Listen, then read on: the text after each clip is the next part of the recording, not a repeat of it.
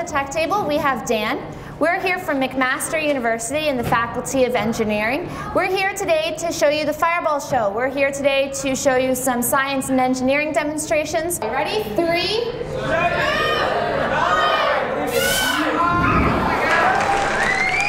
and you're going to take the pretend baby pee and you're going to pour it all into the diaper, all of it. This is about half a cup, which is about as much as a baby pees. You can see a nice yellowish hue. It's all absorbed into the diaper, and even if I turn it upside down and squeeze it, a couple of drips come out, but certainly not the half cup of pretend baby pee that we poured in here. And that's because in the liner of the baby diaper, this cotton right here, there is this white powder called sodium polyacrylate. And sodium polyacrylate is really cool because it can absorb up to 30 times its weight in water. So Holly, you are going to start by putting 3 scoops into the bowl. Perfect. You guys need to count down for Holly from 3, 2, 1. Oh wait, no, I'm shaking. Okay, we'll take away rule number 2. You can shake it. You can shake it. Doesn't work. I'm afraid you're gonna like hit my head with the glass bowl. Okay, that's enough. Let's give Holly a round of applause. Thank you so much. The sodium polyacrylate we used in the last demonstration, this is an example of a hydrophilic material. Hydrophilic means it likes water, which is why it was absorbing or sucking up all that water. What we're going to be using now is the opposite. We're going to be using an example of a hydrophobic material. So hydrophilic likes water. Hydrophobic does not like water. It's going to repel water or not interact with water in the same way that a regular material will. I need you to touch the sand. Let me know what it looks and feels like. Well, it feels like sand. Feels like sand. Perfect. So I was not lying, right? You were not. That's all I was looking for. And Andrew, right? Andrew has confirmed I'm not lying. This looks and feels like sand because it is sand. Just doesn't look like regular sand because it's red. We tend to like red. We're the Fireball Show, okay? So Andrew is going to take the hydrophobic sand and you're going to pour not all of it, just about half of it, into the water. We're going to see what it looks like when we mix it with water. Perfect. Perfect. So, this does not look like regular sand underwater. So what we're going to do, because the sand is hydrophobic, if we layer it light enough, we can create a layer of sand on top of the water. And then we can take this eyedropper, fill it with water, and Andrew, you are going to drop water all along the top of the sand. We're going to see what happens.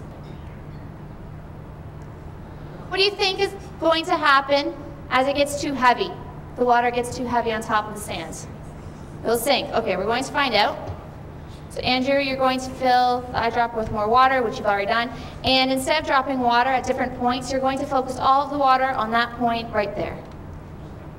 So it's slowly creating a pool of water until it got heavy, it started sink, and then got heavy enough that it sunk to the bottom.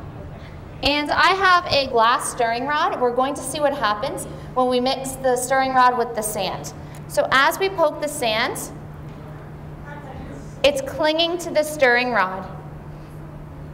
So the points where the sand is very thin, it's just clinging to the stirring rod and then coming back up to the surface. But other points of the sand, where it's a little thicker, when we poke it, it's just going to sink to the bottom. Otherwise, it will cling and then come back up. Now this hydrophobic sand was designed with a specific purpose in mind.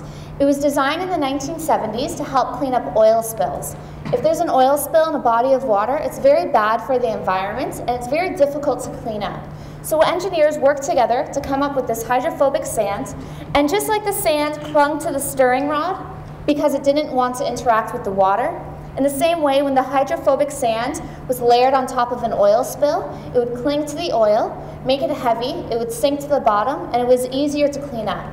So engineers often work together towards a common issue or a common problem they see. They use science and they apply it to that problem to try to find a solution. You're going to hit the air cannon, not too hard, okay? Just like that. Okay, go for it. I can make those. You guys can see these vortex rings? They're moving very fast, they're pretty small, because the hole at the end of the air cannon is really small. That's perfect, Adam. Now, do you guys want to see bigger vortex rings? Yes. To make bigger vortex rings, we need a bigger hole at the end of the air cannon. So Taylor, you're going to take this and just kind of check it on the ground for me. Perfect. Literal, that's what I like. Okay, Taylor, let's make some bigger vortex rings. Perfect. For our next demonstration, we're going to use something called a non-Newtonian fluid. So what I have here is a non-Newtonian fluid. If I stir it slow enough, pretty thick, if I stir it slow enough, I can stir it like a normal liquid. In this case, it's actually quite thick. So you can see if I push against it, it becomes thick enough that I can push through it. Oh, zoom out a little bit. All right, thank you. All right, so if I go slowly enough, it acts like a normal liquid. But as I move faster, it becomes more and more solid. Once I push on it, it pushes back just as hard, to the point where I can bend my popsicle stick in it. Now you guys can't actually feel how thick this is actually getting. So the easiest way to show you is if I grab some of it. So I can actually just reach in here and grab some of this. I'm going to just roll it between my hands. So it kind of has the consistency of bread dough. I'm going to just roll it between my hands, pretty solid. But once I stop playing with it, it's just going to turn into a liquid and drip between my fingers. With the same stuff that's just dripping there, when I play with it, I can make it into a solid ball that I can toss back and forth. But again, stop playing with it, and now it just kind of turns into a goo and flows between my fingers. Now I have it sitting here on a speaker for a good reason. First thing we're going to see is we're going to see sound waves forming. So you can kind of see it making these sound waves. It's making a standing wave.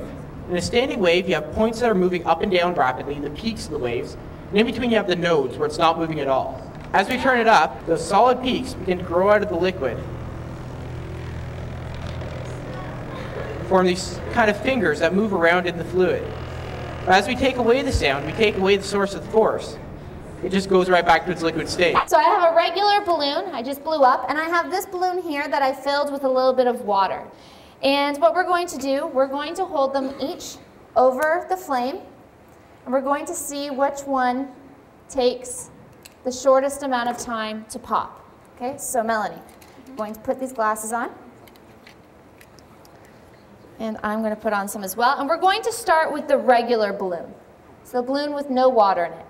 So there you go, Melanie. You're going to just stick it in the flame. Yeah. Okay. So we're going to see if this balloon with water in it is going to take a longer or a shorter amount of time to pop. So here you go, Melanie. What we're going to do first, though, we're going to hold it up here. Yeah, over the flame. And a little bit over here, and we're going to steady it, and now we're going to lower it into the flame. Perfect, right there is perfect. A little higher up, a little lower down. Perfect, that's great. So this one, as we can see, is taking a longer amount of time to pop. And this could take a couple of minutes, or it could go at any point. But it's most likely going to take a couple of minutes. I know, that's why I get nervous doing this.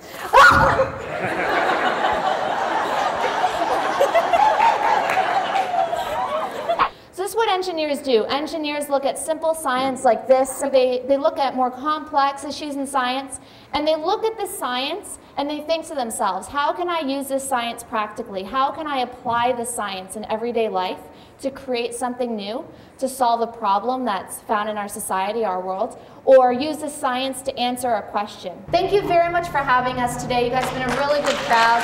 Thank you so much for having us, and have a good rest of the day. Thank you.